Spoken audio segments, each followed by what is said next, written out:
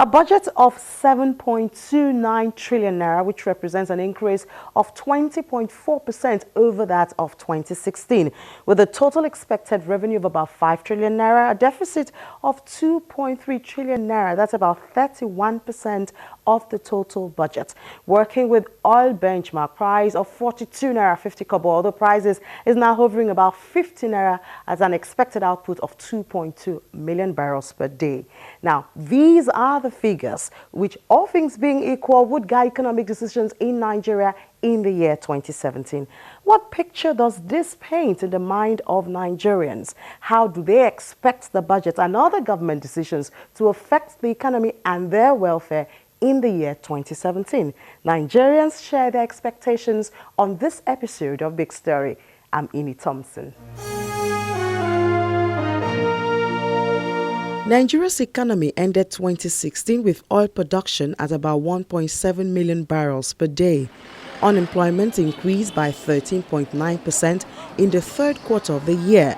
Also, a 2.24% shrink in the gross domestic product in the same period, according to the National Bureau of Statistics. Complaints of insufficient foreign currency for trading and importation of raw materials was constant from business operators. However, as 2016 gave way to 2017, it seems hope for brighter days have been renewed as Nigerians brace up to face the new year. Expectation 2017 is positive, positive, positive. We thank God Mr. President has given us a near budget of hope for we indigenous to thrive, to contribute our own quota to our economy. Year in, year out, we always start the year with bright hopes. We always want to believe that turning around the second cycle, the third cycle, we should have something better than the first cycle. So in like manner, traditionally, everybody wants to believe that 2017 will be a better year for us as individuals and aggregating that to the nation. So that's exactly what the people are looking at for.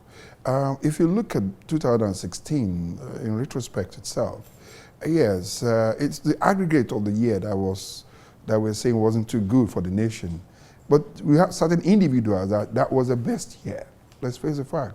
That was the best year they had. So it's only that the number of people that had a very good year, I mean, they had a very good that year, not as much. I mean, as many as those who didn't have it too good. So this year now, I think it starts with individuals. When you have individual successes, all right, that we can record, then we aggregate that to the national success. This success, according to real estate investor Dr. NWOGU, begins with visualizing a new level. The first thing for anyone to do in investing is to first develop the person's mindset and then look around you. What is it that you need? From what you need, you can discover what other people need. I was living in a room apartment. I used to pay rent. Then I knew that people definitely will be living in a room apartment or 2 rooms or 3 rooms, and they also pay rent. How can I solve my own problem and at the same time solve the problem of other people? That was how I found myself in real estate.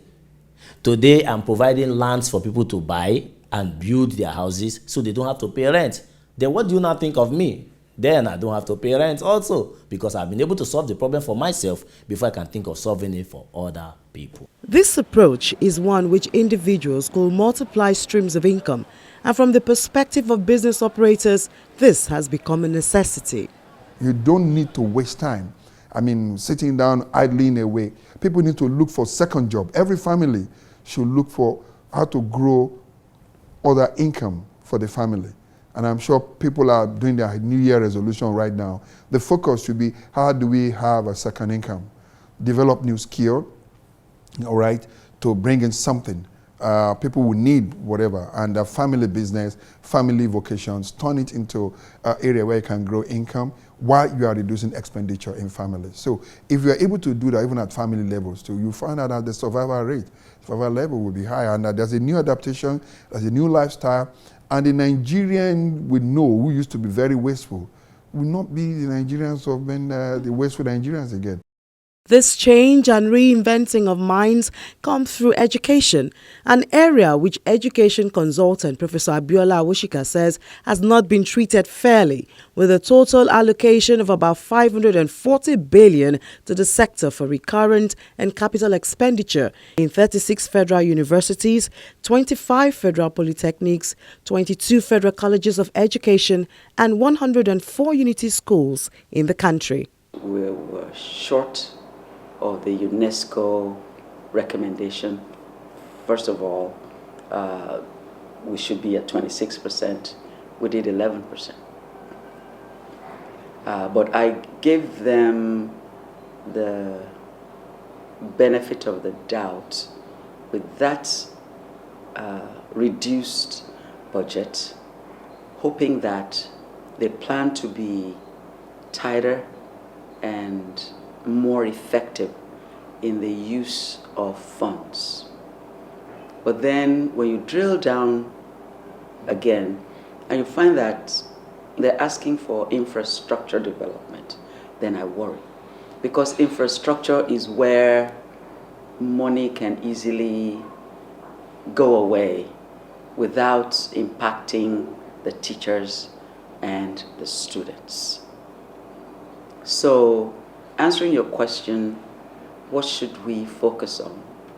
We need to focus on projects and ideas that impact the students directly, that impact the teachers, that impact the curriculum. Because yes, it's okay to have a pretty school and the grounds are beautiful, but if the content of what is being dished out in those buildings are not world class, then we're not going anywhere. General content of the curriculum is also a cause of concern for her. Revise the curriculum. Some sort of revision has been going on. History is brought back into the curriculum now.